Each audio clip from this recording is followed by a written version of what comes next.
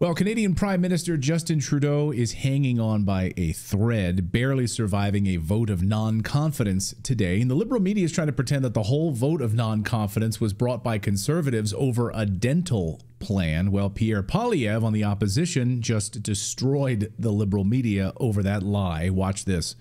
And that's why we have a common sense plan to axe the tax, build the homes, fix the budget, and stop the crime. Axe the tax. This will be a carbon tax referendum. A carbon tax election. And I know that the media has worked hard to try and avoid me saying the words carbon tax, as we saw in the extremely dishonest and fraudulent report from Bell Media-controlled CTV, who is a company that is whose bonds have been downgraded to near junk status as its overpaid CEO empties the books to pay his wealthy friends an unacceptably and unrealistically high dividend. But the reason why he and his other cronies at that company are going after me is because he knows that I'm standing up for the people against the crony capitalists and insiders like him. And Justin Trudeau just appeared on the Stephen Colbert show. I mean, those are two peas in a pod trying to save his job in New York City. David Creighton writes at the Post Millennial. He's got a great YouTube channel as well, Creighton's Right. And he joins us now to talk about all of this. A lot of craziness happening in Canada, David. So it appears that Justin Trudeau has a job for another day. Yeah, I was a bit surprised how quickly this collapsed around the opposition motion. There was a lot of hope, a lot of encouragement at the very beginning that this was going to mean the end of this Trudeau tyranny, that Pierre Poilievre really was going to get some support from the other opposition parties. Suddenly we have Jagmeet Singh, the leader of the NDP, saying, it's not that I support Justin Trudeau anymore. Remember, I just ripped up our coalition agreement, but I just oppose Pierre Poilievre so much. I am so anti-conservative that I have to support the government. And of course, the treasonous, traitorous Bloc Québécois party, a separatist party that I always say has no business sitting in the House of Commons. It doesn't fight for Canada. It doesn't work for Canadians. It fights for separatism. But it also supported the Trudeau government in this. And once again, why are they doing that? Are they going to get some favors back from the Trudeau government? Well, of course they are. They have their agenda. It's all about Quebec for the Bloc. But the NDP, of course, we don't know what on earth Jagmeet Singh is thinking from one day to the next. And one day he's talking about ripping up the government, and I just can't stomach Justin Trudeau anymore. I can't stomach the Liberals because they have no credibility. They have nothing in common with the ordinary Canadians they pretend to represent. The next day he's talking about he has to support them. So these are very strange times politically in Canada. But I think Pierre Poilievre has made a point here with this non-confidence motion. He's going to continue to insist the government be accountable to Canadians, which Justin Trudeau continues to refuse to do. He does not want to be accountable. One of his ministers recently said, Canadians don't want elections. It was the Foreign Affairs Minister, actually, Melanie Joly, who said, Canadians don't want elections. They just want us to govern. Well, is he going to be saying that in 2025 if he survives until the next planned federal election? Will he say, Canadians don't need elections. They just need me. They just need the Liberals to continue to govern. This was a very ominous expression coming from any cabinet minister in the Liberal government. We also have French President Emmanuel Macron is coming to Canada. That's going to be another peas in a pod there.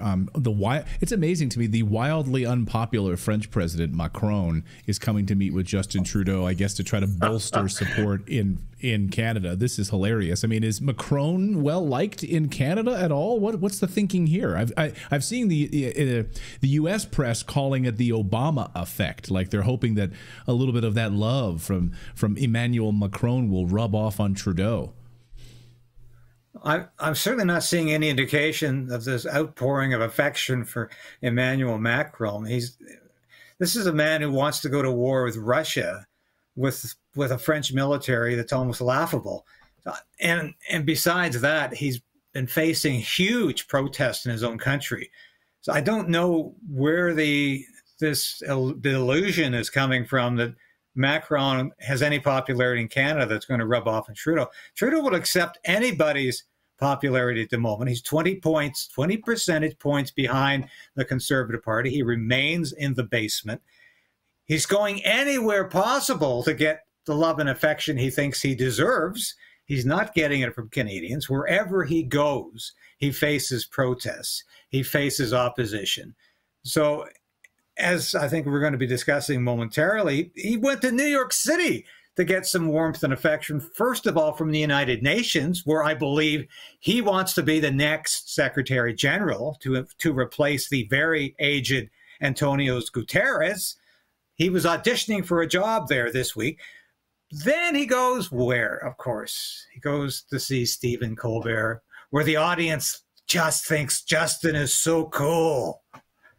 I mean, one of the questions I was actually surprised, he kind of brought up the fact that he's been, not well liked. He talked about the unpopularity and I loved his response. And we can't show any clips of the Colbert Show because we'll get a copyright strike for whatever reason. The Colbert Show in 60 Minutes, they don't want you promoting their show at all and talking about it.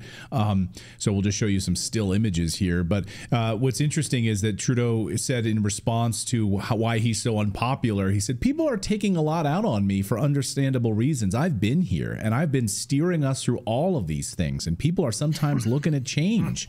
Like, what does that mean? So the reason he's disliked in Canada is because he's been steering Canadians through troubled times, and that's why they dislike him. He steered you guys through COVID. He's steered you through the Ukraine war. He's your leader, David. Well, he's steering us to the precipice of disaster. That's where we're going under Trudeau. But this is it's emblematic of a narcissistic individual to say, it's not my fault. It's not my problem. Don't you people realize that I'm just essential to your well-being, that I am essential to the future of Canada? This is how he talks now. He was asked about the non-confidence vote, for instance, and he said, it's about power for the Conservatives. And here I am. I don't want power. I'm seeking the good of all Canadians. And he talks in this ego-driven, unalloyed, narcissistic manner in a consistent way. But I laughed at him on the Colbert Show because he described Canada as this land of rainbows and unicorns. He said, well, not all the time, though, but we have our fair share of it. Is there a 10-year-old girl trying to emerge from the body of Justin Trudeau? Because rainbows and unicorns, it's very, very bizarre language. But I really almost lost it when he recommended Canada's healthcare system as the panacea for all of the U.S.'s ills, and that don't come up to our border for cheaper drugs anymore. Just have Medicare like we have, so you can spend more in your taxes than you already spend for private health care. And you can go outside of the country to find operations that you can't have done because Medicare can't provide them. 100,000 Canadians leave the country every year to go to the U.S., Stephen Colbert, for operations that they can't get in Canada in a timely manner. They'll die before they get the operation. That's how great Canada's healthcare system is. Yeah, if you have an emergency, maybe you can get help there in Canada. But if you've got I have friends in Canada who've said ear, nose, and throat issue, other stuff, and the earliest appointment they could get was 2026 to go see a specialist to get it taken care of. 2026, like that's Canada's healthcare system. Way to go! It's unbelievable. And it's amazing that he's in New York meeting with the likes of Klaus Schwab at the United Nations and these other individuals, these globalists who are trying to wrest power away from sovereign governments. That is the plan. Over the weekend, the Summit for the Future, the Pact for the Future, which is what they were signing, basically takes sovereign power away from Canada, away from the United States, and it gives power to the United Nations. No wonder he was in New York. He's wildly unpopular, 33% approval rating for Trudeau.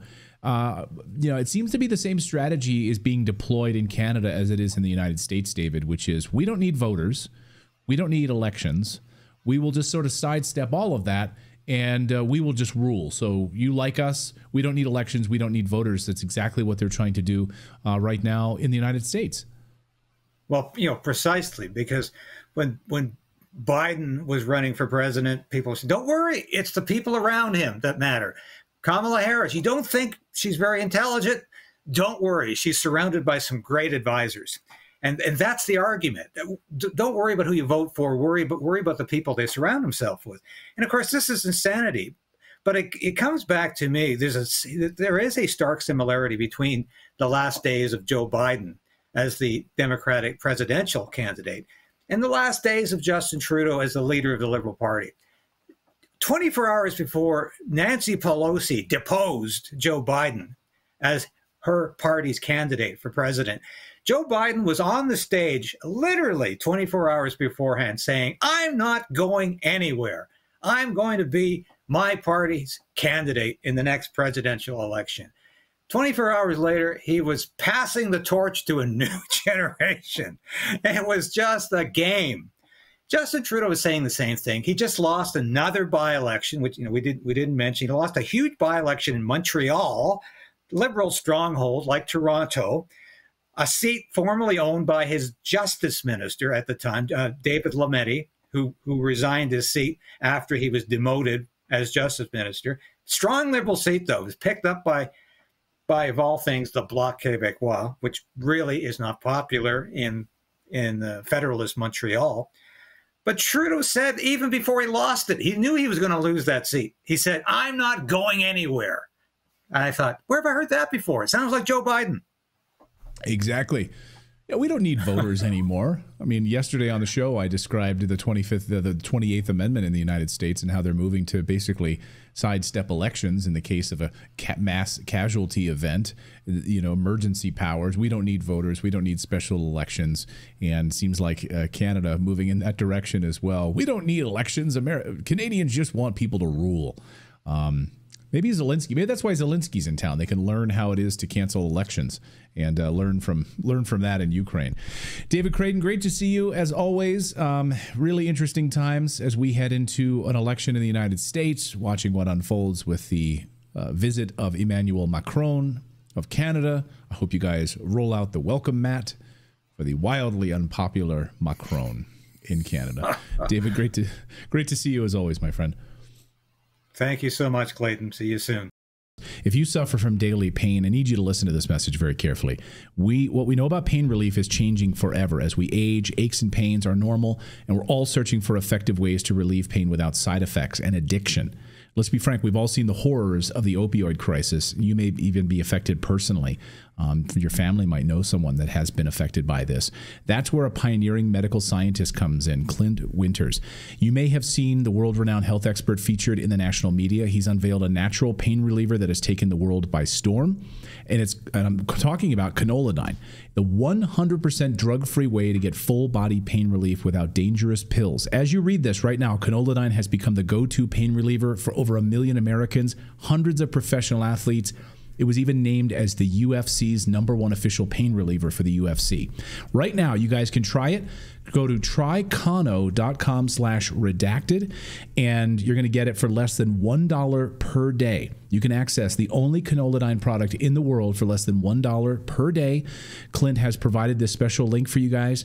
You can guys get this special discount. Just go to trycano.com/redacted. I see a bunch of people in the chat who've already ordered this. Give it a shot. If you suffer from chronic pain, you don't want to have that addiction from drugs, try kano.com/redacted, the 100% drug-free Canoladine. Try it for less than $1 a day.